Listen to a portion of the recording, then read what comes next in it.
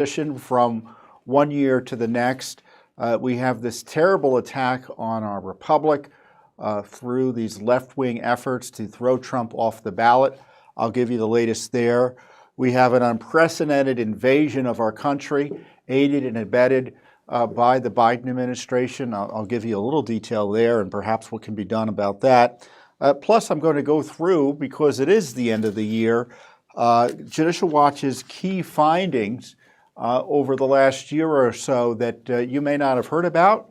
And even if you did, you should be reminded about, because they're so important as it relates to the rule of law and the various scandals that have been buffeting America for the last few years. First up is the outrageous decisions in Colorado and in Maine to essentially knock Trump off the ballot based on this absurd claim that he engaged in an insurrection and is therefore ineligible under the 14th Amendment to be president. Now, first of all, he hasn't been charged with insurrection anywhere under law. There is a federal law barring anyone who is found guilty of insurrection from serving as an officer of the United States. But the 14th Amendment, even if applied, or even if it applied here, doesn't apply to Trump in the sense that it's not about the presidency. The 14th Amendment, the plain language of the 14th Amendment, doesn't cover presidents. And of course, there was no insurrection on January 6th. There's another fact check for you. There was no insurrection on January 6th, so there can be no finding by any fair-minded body that President Trump engaged in insurrection, because it just didn't happen.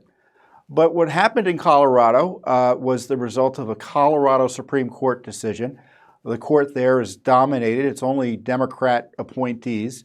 And it was a 4-3 decision, even among those leftist justices. So even 3 justices of the Supreme Court there were skeptical of the 4-judge majority power grab. And even worse, in Maine, it was a Democratic legislative, well, she's an appointee of the Democrat-controlled legislature in Maine, as Secretary of State. She's not an elected official. She's formerly a politician, formerly an elector for President Biden in 2020. And she just on her own power decided to strike Trump from the ballot. Now, technically, Trump is still on the ballot in Colorado, or will be. Technically, he still is on the ballot in Maine, or in theory will be, because both cases, the court and the Secretary of State in Maine stayed their decisions pending appeal. And sure enough, the Colorado case has been already appealed to the Supreme Court by the Colorado State Republican Party, whose rights are being violated here. So, let's take a step back here to Colorado. It's in violation of state law there, because the state law doesn't allow the courts to adjudicate this. It's a violation of federal law. It's a violation of the U.S. Constitution. And for the courts to come in, or in Maine, a Secretary of State to come in and really just engage in a power grab, right? Seize power from the people to knock a candidate off the ballot is unprecedented. Now, I want to go to the 14th Amendment because it's kind of a plain, it's easy to read, it's easy to understand, and I think we talked about this before. Section 3, this is the key to section here. No person shall be senator or representative in Congress or elector of president and vice president, or hold any office, civil or military, under the United States or under any state, who, having previously taken an oath as a member of Congress, or as an officer of the United States, or as a member of any state legislature, or as an executive or judicial officer of any state to support the Constitution of the United States, shall have engaged in insurrection and rebellion against the same, or given aid or comfort to the enemies thereof. But Congress may, by a vote of 2/3 of each house, remove such disability. So what do you see missing there? Let's go back, bring that back up. Do you see the word president there? Look, Do you see the office of the president there?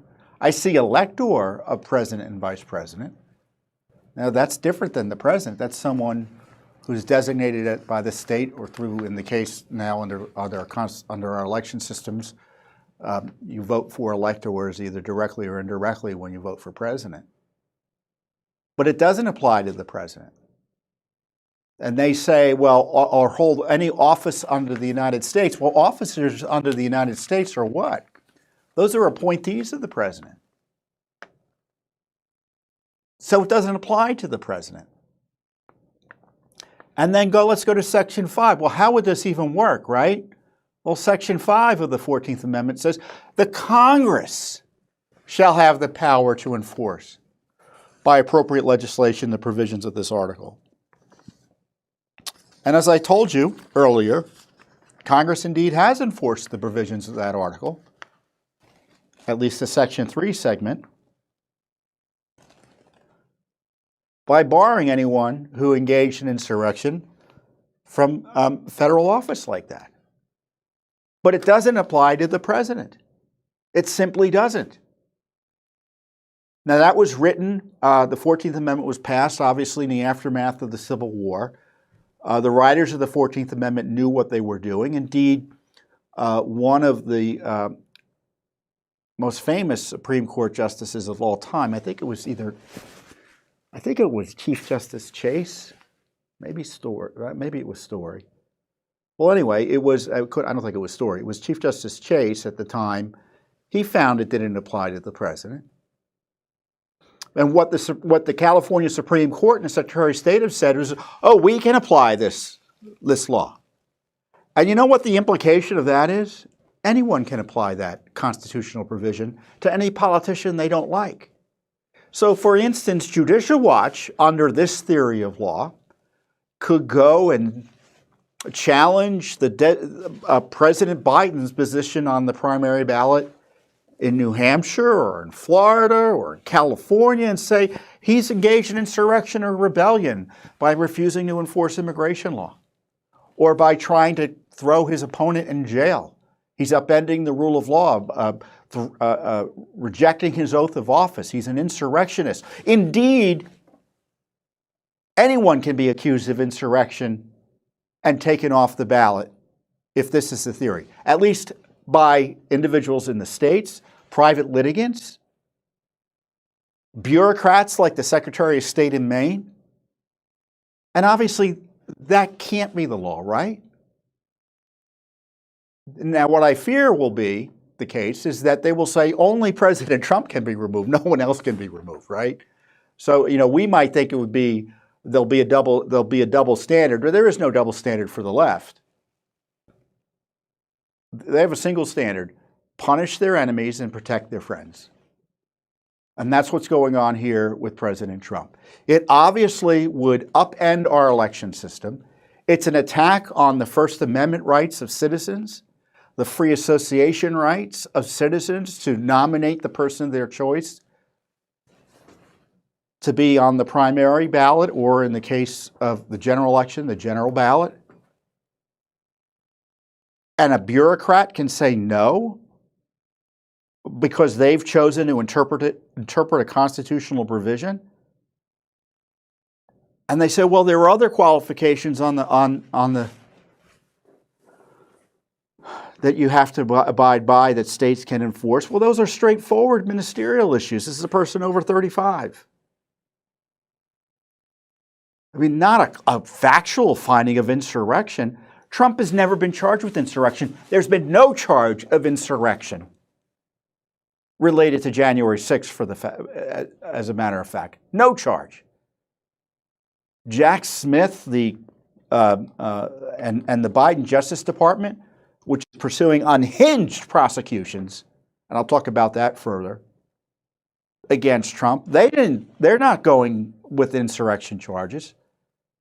As I said, federal law already prohibits insurrection, obviously.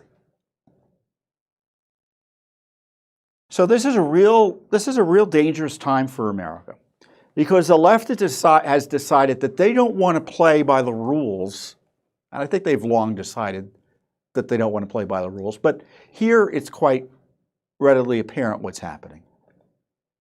They're using this provision of the Constitution, or misusing it, pretending it applies when it doesn't, to try to turn the election into fundamentally a one-party election, right? The only candidate that you'd be able to effectively vote for, under their theory, is Joe Biden. Putin would recognize what's going on in Colorado. Putin would recognize what's going on in Maine, because that's what they do in Russia. That's what they do in China. That's what they do in Venezuela. That's what they do in these authoritarian, totalitarian countries. They harass their political opposition, usually imprison them, which is what they're also trying to do against Trump, or find ways to keep their names off the ballot by making up violations of law and having politicized judges or officials suppress the political opposition of a regime during the so-called elections. So this is about the most direct attack on free and fair elections in American history. There's nothing comparable, other maybe than during the Civil War, where you had so much violence around the elections and the threat of violence around the elections. But there's nothing comparable in the modern America, where you've had a political party effectively endorse this power grab. And so when the Supreme Court of Colorado tells Coloradans they can't vote for Joe Biden, for Donald Trump, right? That's taking rights away from everyone else who has an interest in seeing Donald Trump being the nominee for the president. And if it applies at the primary, on the primary ballot, why wouldn't it apply to the general ballot? So this is the theory, that we're going to have Trump's name off the ballot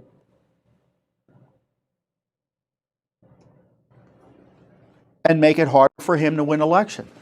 Ironically, it may not prevent him from winning election. Although Maine's close enough, I don't know. Maine generally, it could possibly go to Trump. Colorado, I think, is significantly Democrat and is unlikely to go towards Trump. But who knows? I mean, even in states where you lose, you want to be able to fight. The First Amendment requires it.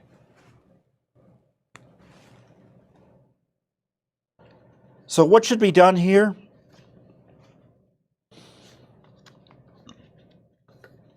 Well, if we had an honest Justice Department, they'd be prosecuting these state officials for misconduct, for trying to interfere with our elections. I mean, they want to talk about insurrection? Insurrection is lawlessly abusing your power to try to keep a political opponent off the ballot. That's a violation of the civil rights of millions of Americans, and it would undo our republic. And let me be clear here. The 2024 elections are already compromised.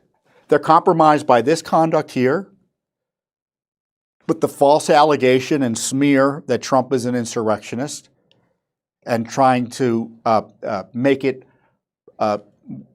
more substantive, the charge, by having politically partisan judges or secretaries of state make the finding based on the January 6th report, YouTube videos, press clippings,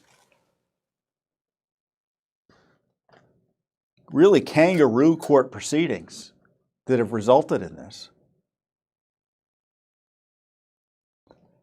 And then, of course, you have the charges being brought by the Biden Justice Department for non-crimes, similarly against by Fulton County Democrats for non-crimes, and Alvin Bragg for non-crimes up in New York. all Democratic Party politicians trying to jail the number one political opponent of the Democrats. And I don't like to go by, here at Judicial Watch, I try to avoid labeling parties. I mean, I like to point out philosophical differences with politicians as opposed to party labels. But to be direct and to be truthful is to highlight that the Democratic Party is pushing this. This is a Democratic Party partisan operation. The appointees in Colorado who are abusing their power are appointees of Democratic governors in Colorado. It's a Democratic politician who became a bureaucrat, the Secretary of State, the top election official there in Maine. Now, the good news is in Michigan, they turned aside, the court there turned aside, really without much comment, if at all, any comment, the left's attempt to throw Trump off the ballot there.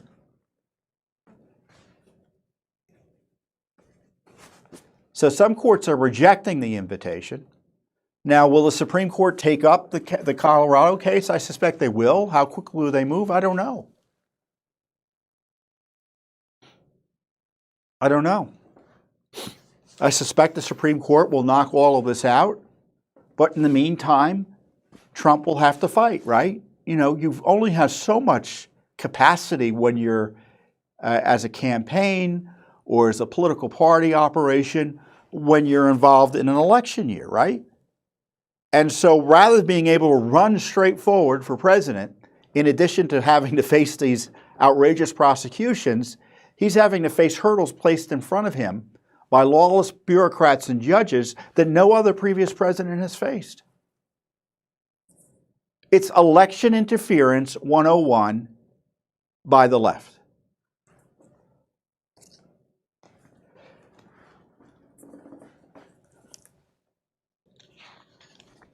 And unless the Supreme Court steps in, others are going to knock him off the ballot. He won't be on the ballot. You won't be able to vote for Trump in certain states unless the Supreme Court does something here.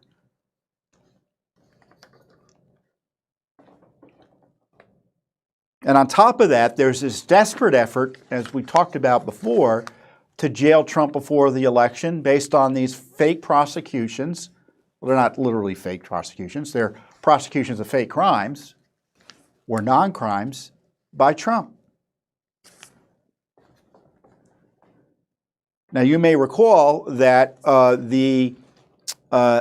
in the District of Columbia, where they're trying to jail Trump for questioning the election, Trump made the defense that, look, I was president of the United States, and it stands to reason, given prior Justice Department position and the history and structure of the Constitution, that you can't criminally prosecute me for doing my job as president, which includes ensuring the election laws are upheld and the right result is pursued in Congress. Now, that was rejected by the lower court. He appealed it.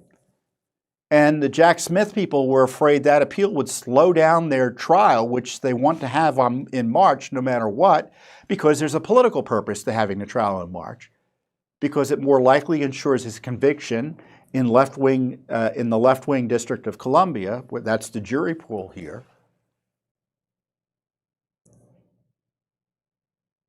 And potentially jailing. And Jack Smith's people, they not only are fighting it at the appellate court, but they asked the Supreme Court to skip over the appellate court review and just take it up. Don't wait for the appeals court to rule as you normally would in virtually every other case. Just take it up because it's an emergency. And the only emergency was they had an election they wanted to interfere with, and they wouldn't be able to do it as well if President Trump's due process rights were considered by the courts in the ordinary course. And thankfully, the Supreme Court, without comment, rejected Jack Smith's feint. And now the appellate court is rushing it along because it's full of anti-Trumpers.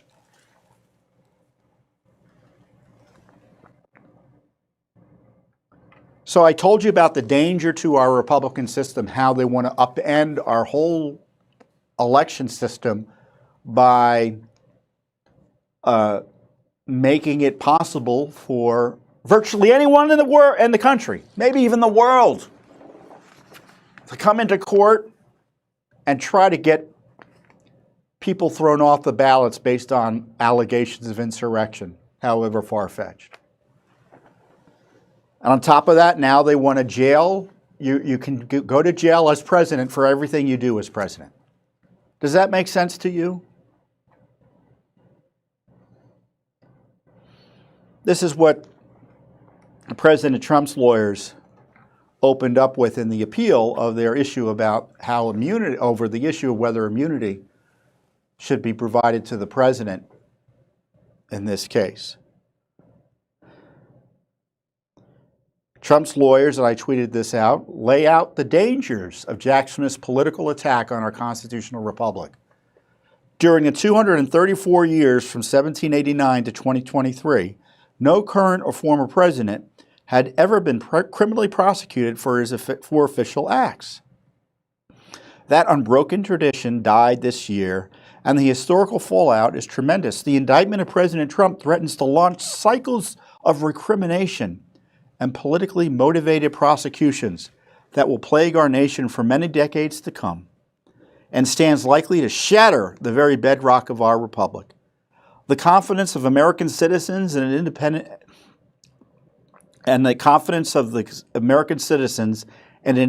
justice system or judicial system. Under our system of separated powers, the judicial branch cannot sit in judgment over a president's official acts. That doctrine is not controversial. It was treated as self-evident and foundational from the dawn of the Republic, and it flows directly from the exclusive vesting clause of Article 2. In 1803, Chief Justice Marshall endorsed it, writing in Marbury v. Madison that a president's official acts can never be examinable by the courts. The structure of our government, the text of our Constitution and its early commentators, common law immunity doctrines, and our political history, the Supreme Court's analogous immunity doctrines, and the policy considerations rooted in the separation of powers all dictate that no president, current or former, may be criminally prosecuted for his official acts unless he is first impeached and convicted by the Senate, nor may a president face criminal prosecution based on conduct for which he was acquitted by the U.S. Senate. The indictment against President Trump is unlawful and unconstitutional. It must be dismissed. The brief later details how the Biden-Smith operation is trying to criminalize Trump's privileged official presidential acts. All 5 types of conduct alleged in the indictment constitute official acts. They all reflect President Trump's efforts and duties squarely as chief executive of the United States to advocate for and defend the integrity of the federal election in accord with his view that it was tainted by fraud and irregularity. First, President Trump's public statements and tweets about alleged fraud and irregularity in the federal election fall within the outer perimeter of presidential duty. And that's a technical term, outer perimeter. That's from a prior Supreme Court decision suggesting that the Supreme Court, that the president's is protected, including, from being targeted for his duties, including those on the outer perimeter of the presidency. To which communicating with the public on matters of federal concern is absolutely central. This is especially apparent with respect to President Trump's tweets. His Twitter account has been held to be an official government channel of communications based on overwhelming evidence. President Trump's other public statements are also plainly official. Second, President Trump's communications with the U.S. Department of Justice about investigating widespread reports of election fraud and deliberating about replacing the acting Attorney General are quintessential presidential acts. The President shall take care that the laws are be faithfully executed, which include the numerous prohibitions on federal election crime. Directing the Attorney General to enforce these falls squarely within the take care power. Like, I wish Biden would take care that our immigration laws are faithfully executed, but he's not. Deliberating about whether to replace a cabinet-level officer is a core exercise of the appointment and removal power. Third, communications with state officials about their exercise of official duties with respect to federal election falls within a president's official duties. The president's take care duty includes the rights, duties, and obligations growing out of the Constitution itself and all the protection implied by the nature of the government under the Constitution. Again, that's a quote from a case. So when I was quoting that on Twitter, I was taking out the citations in their legal brief. This includes taking steps to ensure the integrity of federal elections, such as communicating with state officials who play a critical role in administering those federal elections. Presidential electors exercise federal functions under and discharge duties in virtue of authority conferred by the Constitution of the United States. So the dispute about electors is something within his purview as president. Fourth, communicating with members of Congress, including the Vice President in his capacity as President of the Senate, about their exercise of their official duties lies at the core of presidential responsibility. The President has intimate and extensive responsibility in the legislative process. Article 2 specifically provides that the President recommend to Congress's consideration such measures as he shall judge necessary and expedient. That includes the executive branch making its views known to Congress on all matters in which it has responsibilities, duties, and opinions. Historical precedent from President Grant's intervention in the disputed Hayes-Tilden election supports this conclusion. You should look up that Hayes-Tilden election. That was something else. It shows you the big lie that you're not allowed to dispute elections.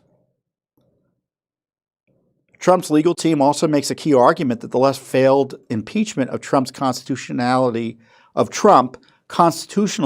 prescribes any subsequent criminal prosecution on the same issues. Now, I have to say, when I first heard that Trump was, or his attorneys was making the argument that because he was impeached and acquitted at the Senate trial on these issues, any subsequent pursuit of him on this would be double jeopardy. You can't be tried twice on the same crime, especially when you're acquitted the first time around. And I remember thinking, well, I don't know if I buy that. Right? Is is that process substantial enough to be the equivalent of a criminal investigation or a criminal proceeding? And I think Trump, after consideration, has the better of the argument here. And it's an additional argument. The impeachment judgment clause thus protects presidents from harassing criminal prosecutions by requiring Congress first to make the political judgment that the president should be convicted if, as here, the Senate acquits the president. The Senate has necessarily concluded the president should remain in office and is not disqualified from service. For a prosecutor to conclude otherwise undermines the conclusion. Indeed, a successful prosecution voids it and arrogates to himself a judgment the Constitution reserves for Congress. During this Christmas season, let's pray, and this is what I say at the end, and I think it's worth repeating. Let's pray the Lord showers the D.C. Appeals Court with the gifts of wisdom, discernment, and courage to confront and stop the Biden regime's assault on the very structure of our constitutional government. For, as the D.C. Appeals Court is notoriously political and reflexively anti-Trump, it would be truly a miracle if the rule of law prevails at this stage of the legal proceedings. And of course, no matter what happens in the appellate court, the Supreme Court will almost certainly be the next stop in this historic battle for constitutional government. So, I hope you paid attention as best as you're able, given my ham-handed reading of the document there, the Trump's legal document, to those arguments, because those are the core arguments not only to try to jail Trump, but also to keep him off the ballot, because a lot of this applies to the insurrection nonsense that's being pushed by the leftists in the various states. So there's a coordinated effort across the land by the Democratic Party and their leftist allies to destroy free and fair elections in 2024. Indeed, President Biden, in responding to news of the Colorado Supreme Court outrageous and unprecedented decision, he said, "Oh, I think Trump engaged in insurrection, but I'll let the courts decide." Who's he kidding? He all but endorsed the removal of his political opponent from the ballot.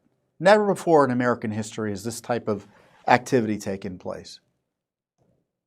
So this is why, we got to have the strong legal arguments. I mean, to me, the legal arguments and the constitutional arguments are readily apparent to any honest jurist. But as we've seen before, especially with respect to Trump, serious judicial decision-making sometimes goes out the door because of anti-Trump animus. And on the top of everything else, our republic is facing, so let's see what happens here. Again, and I'm going to repeat it, even though some of our friends in the Congress don't like me saying this all the time.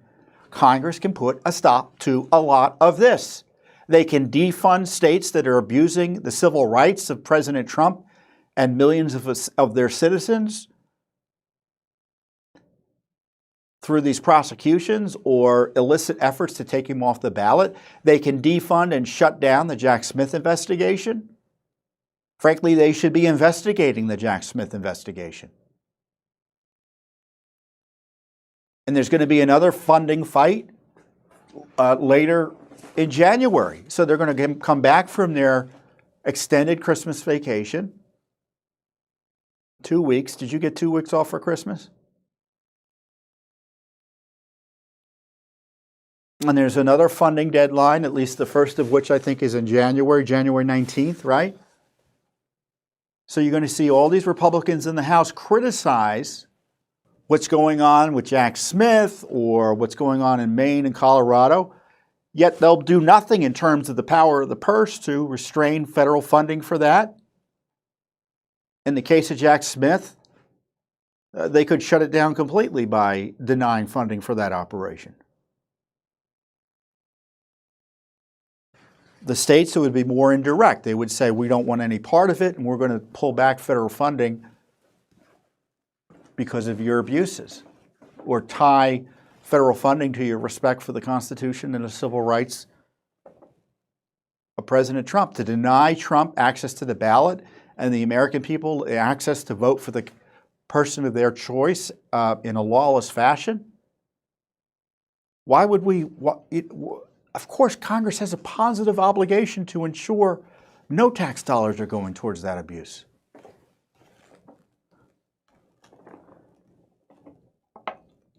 And similarly, why are they funding the invasion? Speaker Johnson has been calling out on Twitter and elsewhere President Biden's invasion. I'm sure you've been watching the news. I mean, even the mainstream media is covering the deluge, the flood of aliens illegally crossing the United States, numbers never seen before in American history, numbers never seen before in the history of humanity. Millions crossing the border. And then we use our tax dollars to fly and bust them throughout the land and settle them all over the place. They just released the most recent numbers for the last fiscal year. I guess the fiscal year goes through the end of, was it the beginning of October or the end of October? It's October to October, right? Of the 2.5 million encounters at the border, the southern border, the Biden administration has only deported 5.7% of them. That's how I analyze the numbers. And since October, obviously there's been another, I think there's been another 2 million or so since October. I mean, I've seen various numbers to how many have flooded across the border since Biden's come in, 10 million, 6 million, 7 million. I don't know exactly what the number is.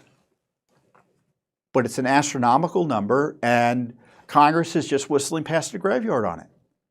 And the Republican-controlled House fully funded the Biden operation that allows these people to come across the border. They can change the law, change the funding mechanism to prevent the use of monies to fund the invasion.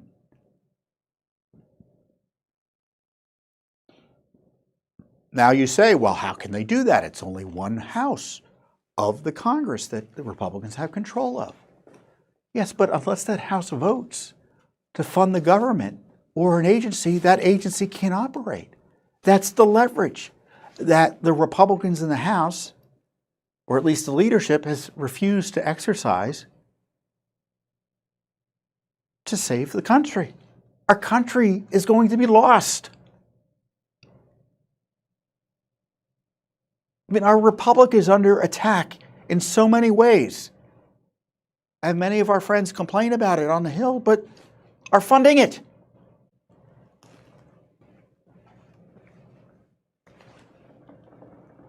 You know, part of Judicial Watch's work is to work with Congress where we can. We provide them information, the material that we get, and encourage them to do the right thing, you know, as best we're able. But you can see why Congress is just not something I enjoy dealing with, because I know what they can do, what they refuse to do. They're always impressed that Judicial Watch is able to get the documents that we are able to get, which is great. I mean, we get documents Congress often can't get.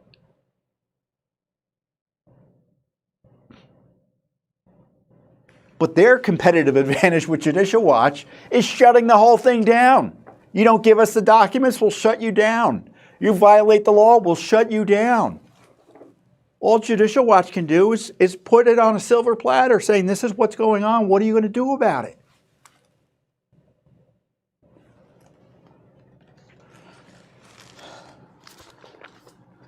So I'm done. I'm done covering and excusing, not that I really ever did, but I'm not doing it. I'm not going to do it. When Congress does the right thing, I'll praise them. And when they do the wrong thing, I'm going to criticize them, no matter who's running the show. And right now, the Republicans running the House are failing the American people. We have an invasion that they've fully funded. We have this attack on our fundamental freedoms, our civil rights, and our election systems through the Biden Justice Department, his Democratic Party allies, that they fully fund. Mass censorship that they fully funded. You name it. The Defense Department funding, they just funded the Defense Department fully. No check on the attack on our system on the attack on our military by the cultural Marxists who are running the military, trying to alienate our troops from the country that they're supposed to be defending. Misusing tax dollars to kill unborn children or mutilate troops and their family members through this transgender extremism. That's a major project at the Defense Department, fully funded by Republicans in the House. Just to be clear, Republicans. So Judicial Watch you should know, is independent. We're nonpartisan. The left doesn't understand. Well, Judicial Watch, you're conservative and you say you're nonpartisan. Well, it's because when someone says that, they're ignorant. Nonpartisan means we are not affiliated with a party. We're independent of political parties. So we need leadership from both political parties.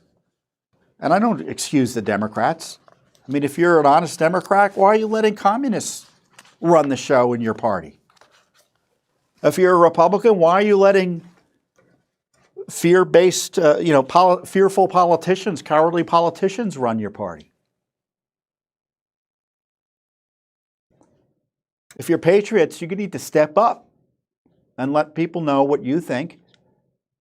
And you provide the leadership through your God-given First Amendment rights to petition your government that the left is trying to destroy. And you don't want to exercise those rights now, you may not have them a year or 2 or 3 or 4 from now because they've been decimated.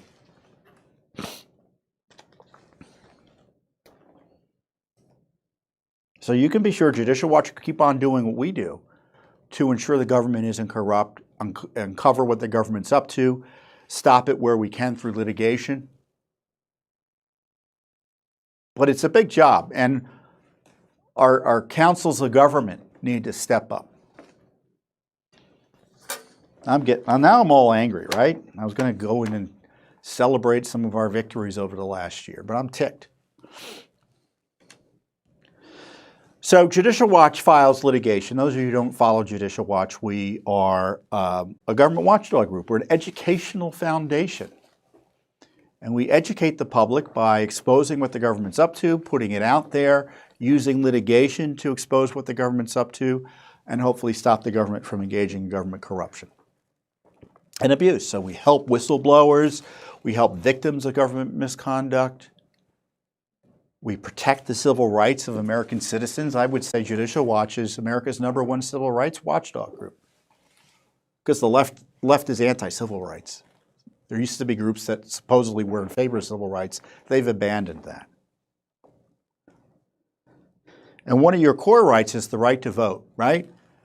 And I would submit the right to vote is contingent on ensuring that your elections are honest, right? Because if your elections aren't honest, your right can be easily negated by illegal voting, or you're less likely to participate in the system and no one's going to think the elections have any meaning or merit because they think they're too easily rigged, because the rules are allow for the potential of fraud. You don't have to have actual fraud. You can have potential of fraud to undo elections in terms of having them having the results be respected by the populace. If people think elections are rigged, that's terrible. And sure, that's why the law puts these rules in place to reassure people that their votes will count. And one of the rules that have been put in place is that the states need to take reasonable steps to clean up the rolls under the National Voter Registration Act. And the Supreme Court, the Supreme Court ratified Judicial Watch's work in this area several years ago by essentially saying that, yes, it's right and it should be the case that states need to clean up the rolls under the National Voter Registration Rights Act, even if the Justice Department won't enforce it. And Judicial Watch was the first private group to enforce this law, that the states take reasonable steps to clean up the rolls. Meaning if someone moves or dies or otherwise becomes ineligible, they're removed from the list. And one of our biggest victories, and this is my time to go through some of the most significant fines and litigation successes in 2023 by your Judicial Watch, is the news based on Judicial Watch litigation that Los Angeles County confirmed the removal of 1.2 million ineligible voters from the rolls there. And this was a result of a Judicial Watch lawsuit settlement where we sued the state of California and Los Angeles County. And as part of the settlement, Los Angeles County promised to begin the process. It took several years to remove people who were inactive, people who shouldn't be on the rolls. And they confirmed in black and white. We looked at the documents, so we didn't just trust them. We did some due diligence to ensure that the numbers were correct. And they confirmed under the terms of the settlement, they met the terms of the settlement, that 1.2 million ineligible voters were removed from the rolls under the terms of a settlement agreement that we filed in 2017. So it took 5 years for us to get that full success. Under the terms of the settlement agreement, Los Angeles County sent almost 1.6 million address confirmation notices in 2019 to voters listed as inactive on its voter rolls. And essentially, if they don't respond or don't vote for 2 federal election cycles, they're supposed to be removed. In fact, some of these names, half of them at least, hadn't voted in the last 10 years. And the problem with having people on the rolls who aren't there anymore, that's obviously a pool from which fraudsters can dip, or from which fraudsters can draw.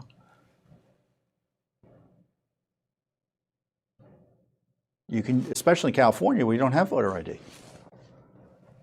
And the mail-in ballots and such just make the situation worse, in my view. So part of cleaner elections is one of the necessities of ensuring cleaner elections is making sure the rolls are clean. Dirty voting rolls can mean dirty elections. It's simple. Does it mean that elections will be perfect as a result? No, but they will be cleaner as a result. So this was a long overdue voter roll cleanup in California. I mean, they allowed 20% of their rolls to get dirty. And now they're cleaner. Now there's more work to do in California. We're doing that. But this was a big victory for 2023. Shocking number. And I'm going to go as best as I could chronologically from the beginning of the year. So that was in February. In March of this year, Judicial Watch found, this is what I was talking about with the Defense Department earlier, we uncovered Air Force documents that are outrageous. They're documents from the Air Force Academy that focus on anti-American critical race theory training of cadets. And the documents show that our cadets are being brainwashed and abused at the United States Air Force Academy. We sued for these records. I think we sued with a group of veterans called Stand Together Against Racism and Radicalism in the Services, STARS. And we sued the U.S. Department of Defense for Air Force Academy records regarding systemic racism, which is an anti-American smear and canard. And this is what they say in one of the documents. Systemic racism exists in our society. Identity groups, whether based on race, ethnicity, age, gender, sexual orientation, religion, or disability, have all experienced less than equal treatment in our nation, both historically and persisting in the present day. Systemic racism means that fundamental to America is racism. Everything that happens is informed by racism by the government. Our whole military is informed by racism. And of course, that's the basis for revolution, right? That's what makes it communist and Marxist. That the institutions of America have this original sin that hasn't been erased, racism, or variations of it, whatever you want to call it, genderism or whatever other Marxist term they have to disguise the revolution. And because our institutions are compromised, they need to be overturned.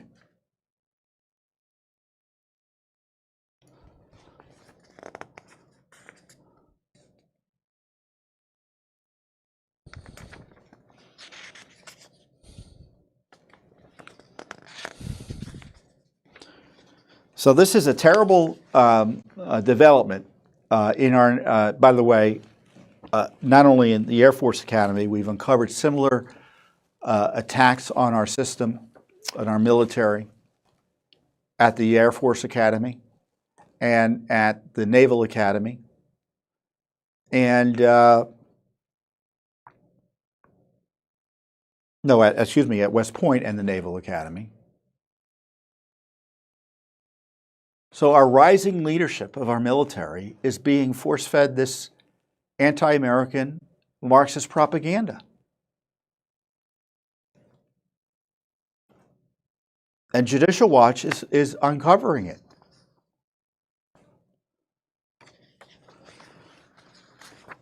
So, it's one of these things where it's like, I sure wish we hadn't found this because I wish there was nothing to be found. But we found these terrible documents showing that there's this full embrace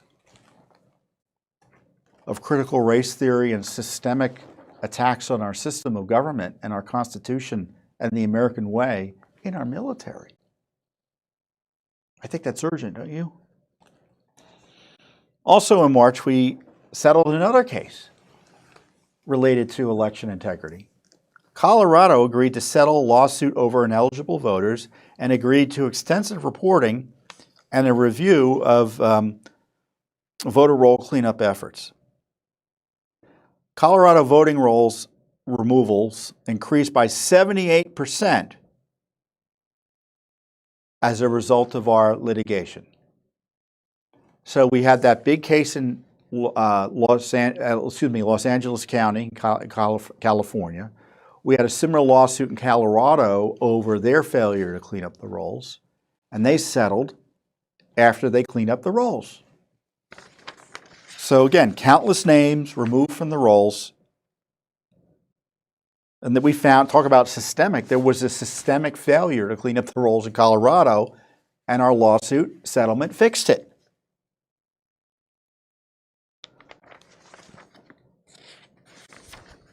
Coming on the heels of a massive voter roll cleanup in California, thanks to our lawsuit, this settlement agreement is a major victory for all Colorado voters. Cleaner voter rolls mean cleaner elections. So California, so this year saw a big cleanup in California and a big cleanup in Colorado. And there's more to come. I'll talk to you about that. So another major development this year was the exposure of gain-of-function research details that will completely knock your socks off in China by the Fauci regime. This is the headline in April. Records show funding for EcoHealth, Wuhan Institute research to create coronavirus mutants. Mutants. Now, it's funny. Well, I should say it's funny. But when we've been talking about the gain-of-function controversy, right? And what is the controversy? That the United States was funding gain-of-function research in Wuhan. They knew it was gain-of-function research. They allowed it to continue. And many are suspicious that the gain-of-function technique, either we trained them in through this funding process and programs and partnerships, or more directly through the actual program itself, resulted in the creation of the coronavirus, COVID. Now, do we know for sure gain-of-function created COVID? No.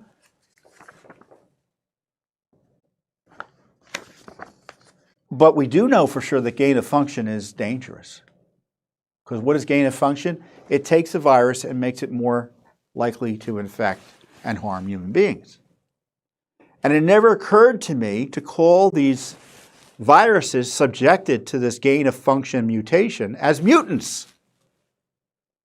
Mutant viruses. But it did occur to them.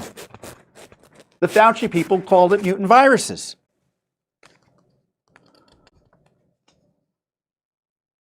We found 552 pages of records from the U.S. Department of Health and Human Services that include the initial grant application and annual reports to NIH. That was the agency of which Fauci's agency is a subpart.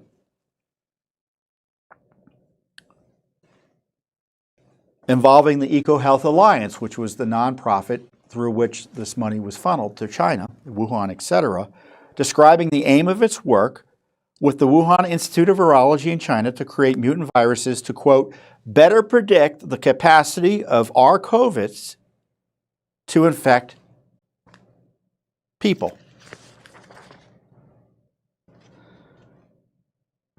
EcoHealth planned to sequence the spike protein from coronaviruses obtained from bats for the purpose of, quote, creating mutants to identify how significantly each would need to evolve to use ACE2, which is explained as the receptor to gain entry into human cells. So they were specifically creating mutant coronaviruses. And this was a material that was in the possession of this agency beginning in 2013. These were applications from 2013.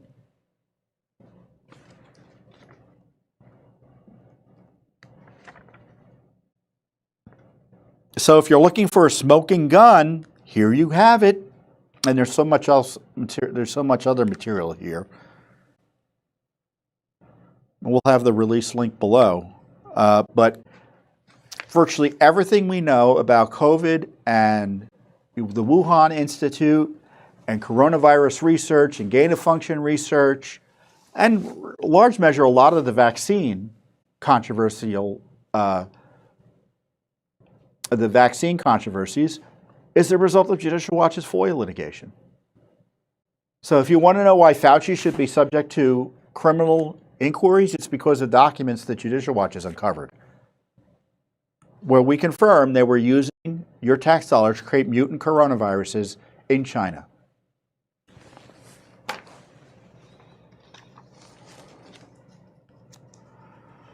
Well, this is an important find as well.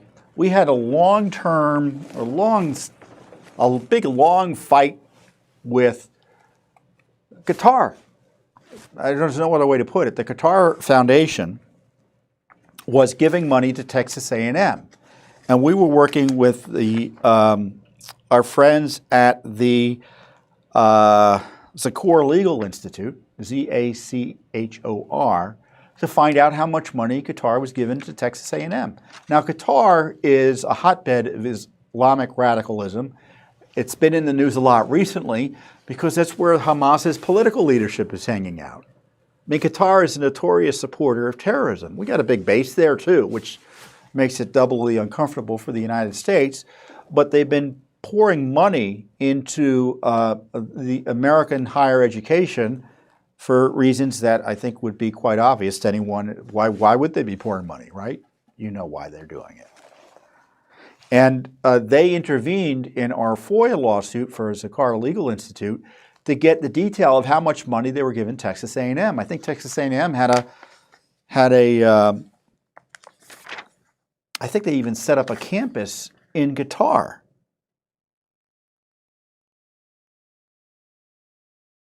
And Zachor, they began asking for documents or money for documents about the detail there, detailing the amount of money Qatar was given to Texas A&M back in 2018. So we were dealing with the Qatar Foundation, who was intervening here up and down the Texas courts for years.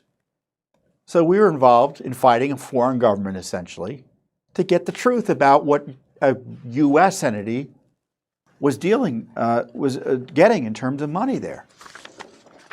Texas A&M University.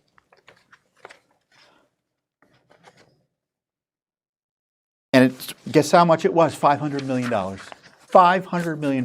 We uncovered Qatar had given Texas A&M $500 million.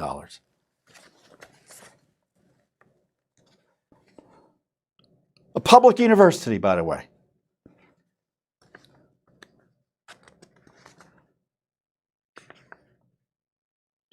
As I said at the time, now we know why terrorist-linked Qatar has fought us in court to hide its financial support for Texas A&M. We just found out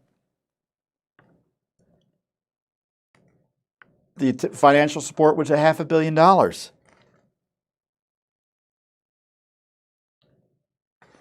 So that was a big victory.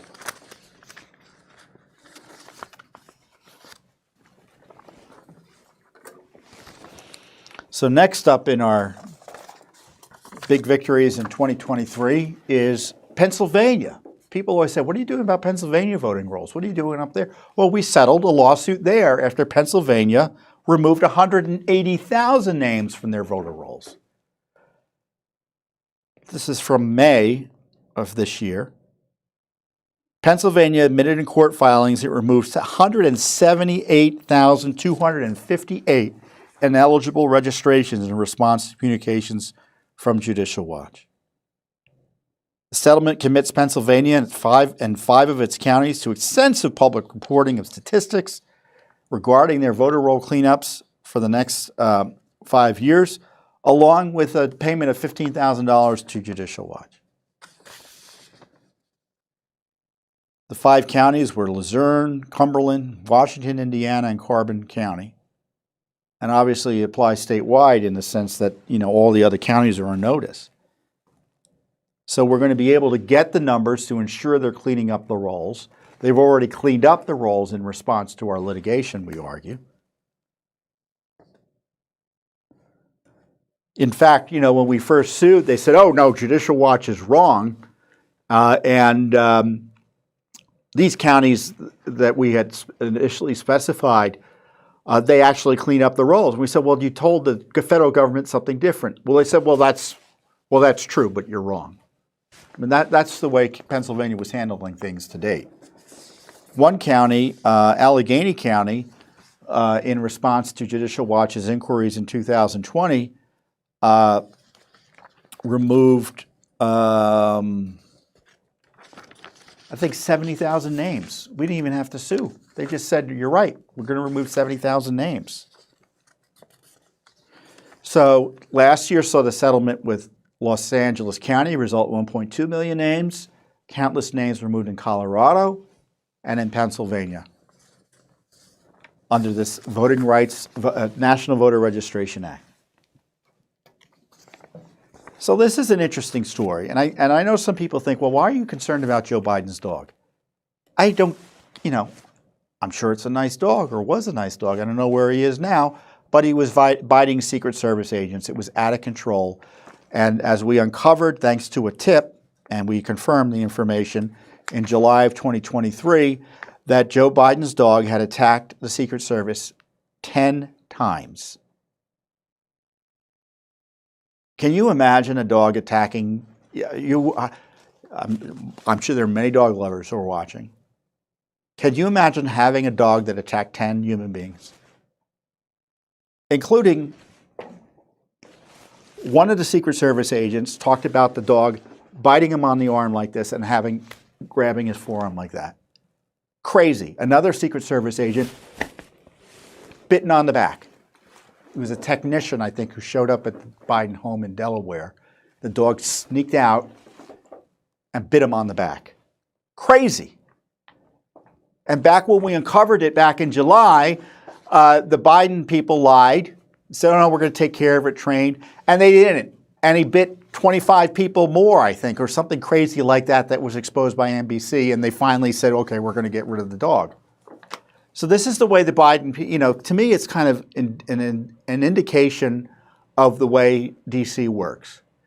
You had the President of the United States, his dog, usually, and the President and Jill Biden were present for some of these attacks, was biting Secret Service agents, federal law enforcement people who are willing to put their lives on the line. They're allowing their dog to bite them and not doing anything about it. And the Secret Service was hiding the information. We only got this material after pushing for it through FOIA.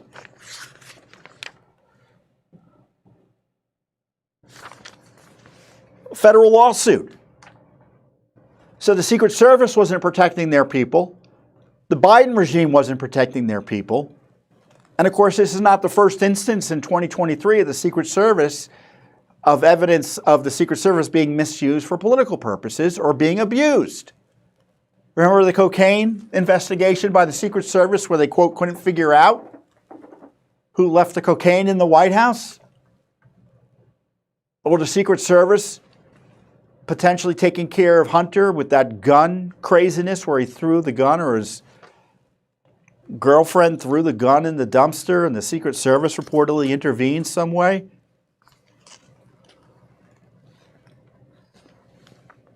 Unbelievable stuff.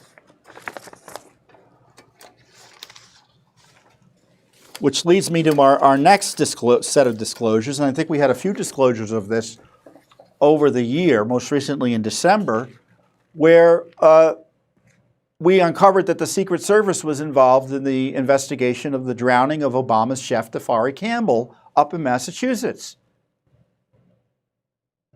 You may recall when the poor guy first drowned, you wouldn't know that it even occurred on the Obama property.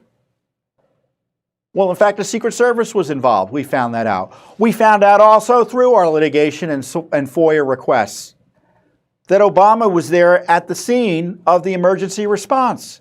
And outrageously, more recently, we just uncovered that the Secret Service had 2 boats, presumably there for emergencies, that they couldn't get to work when the guy went missing and drowned. And they had to use the groundskeeper boat to get out there. Secret Service records disclose agency boats inoperable for Obama's chef drowning emergency. So you had Obama's personally being involved at the investigative level here. Secret Service boats not being operable. And Judicial Watch is the one who figured this all out.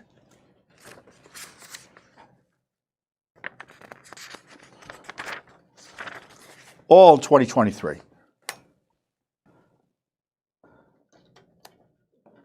Now, the big news this year has been the exposure of one of the big revelations this year, has been the confirmation of the corrupted Justice Department investigations into Joe and Hunter Biden. The IRS whistleblowers stepping forward and saying that the investigation was obstructed. Leads weren't allowed to be followed because they were going towards Joe and other members of the Biden family. And finally, when they had a sweetheart plea deal they brought before a federal judge, the federal judge blew it up by asking some basic questions about what the heck's going on here. I've never seen anything like this before in my life or in the history of law.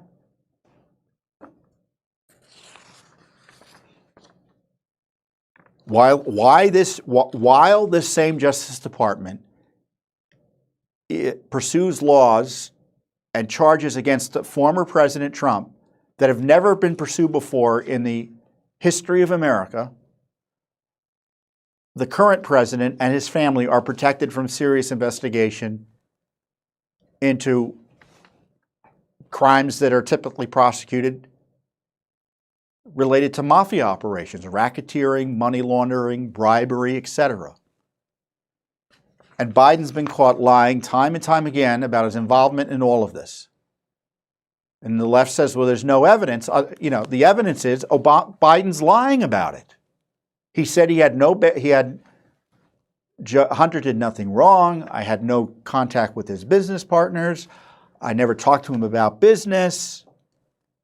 All of that has been proven as lies. So every changing story, every time he changes the story gets blown up as a lie. And one of Judicial Watch's biggest disclosures to date is the fact that Joe Biden, through an examination of his alias email accounts, we found that that Hunter Biden was getting information about Joe Biden's meeting with, guess who? The Ukrainian president when he was vice president. Burisma, does that ring a bell? We found back in this is all in December. We had a busy December. Lawsuit uncovers 2016 Joe Biden emails showing Hunter Biden copied on Ukraine president information.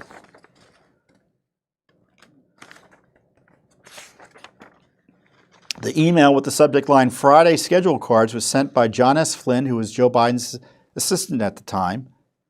Boss, 8:45 a.m. prep for 9 a.m. phone call with President Poroshenko. Includes information on the number of troops who died, and it was CC'd to Hunter. Why was Hunter getting information about prep for a call with the president of Ukraine at the time? Was there a Burisma tie? And this, again, was uncovered thanks to Judicial Watch FOIA litigation. And it blows out of the water, as I said in this release. What did I say in the release? Blows out of the water the notion that there was any distance between Joe and Hunter Biden on the Burisma influence peddling scandal.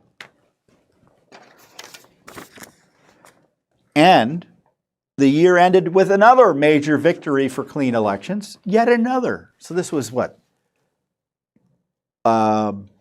Colorado, Pennsylvania, California. We also had a case in Illinois that settled where we gained access to voter rolls to help ensure they were cleaner. And then as the year closed, the government of D.C. confirmed to us that they removed 103,000 ineligible names from the voter rolls in response to Judicial Watch.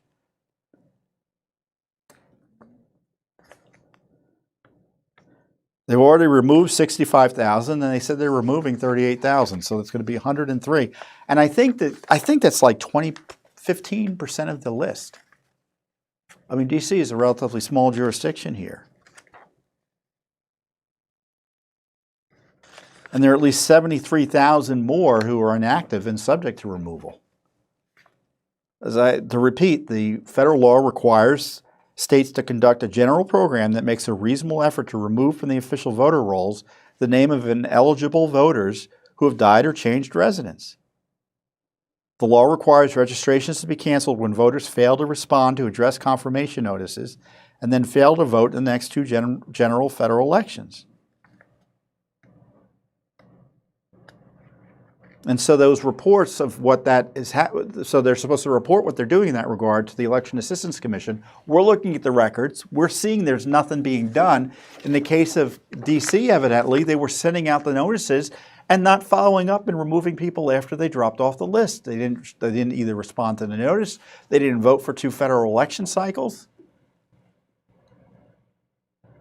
And only because we rang the bell again did they do it.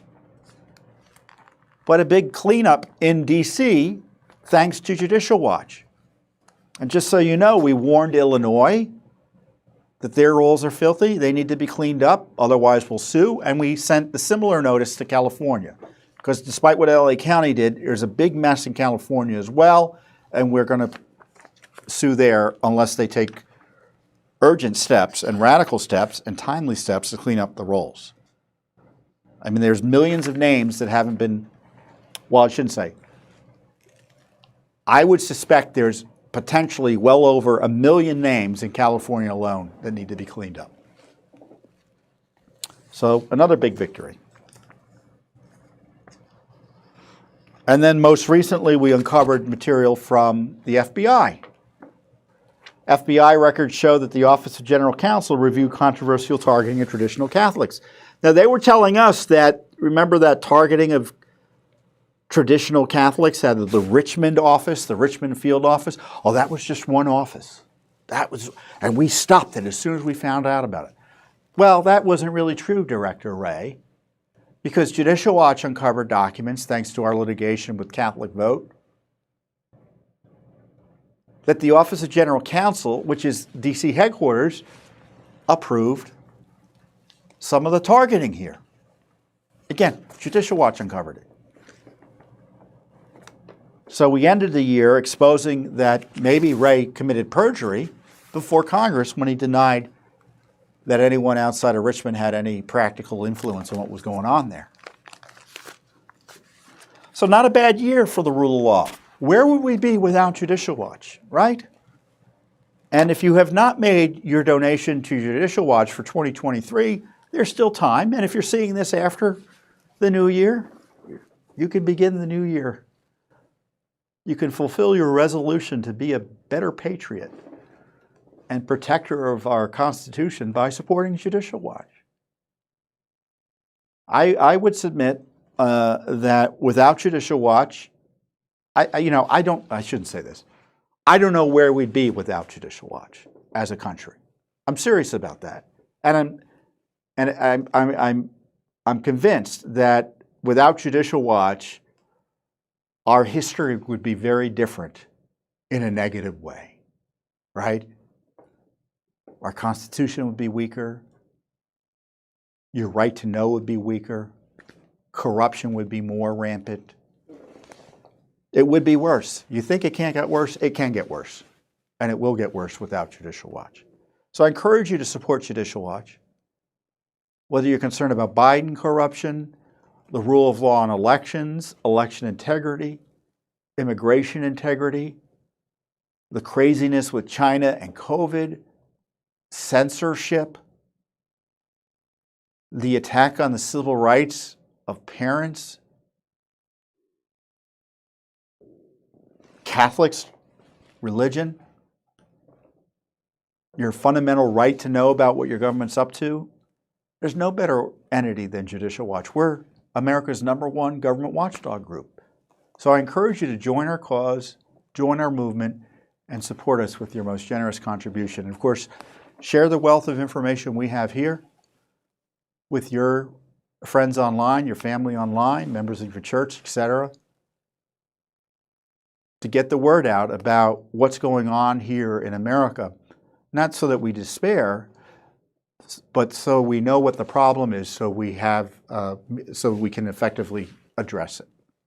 So with that, I wish you a safe and prosperous and wonderful new year, and I'll see you here next year on the Judicial Watch Weekly Update. Thanks for watching. Don't forget to hit that subscribe button and like our video down below.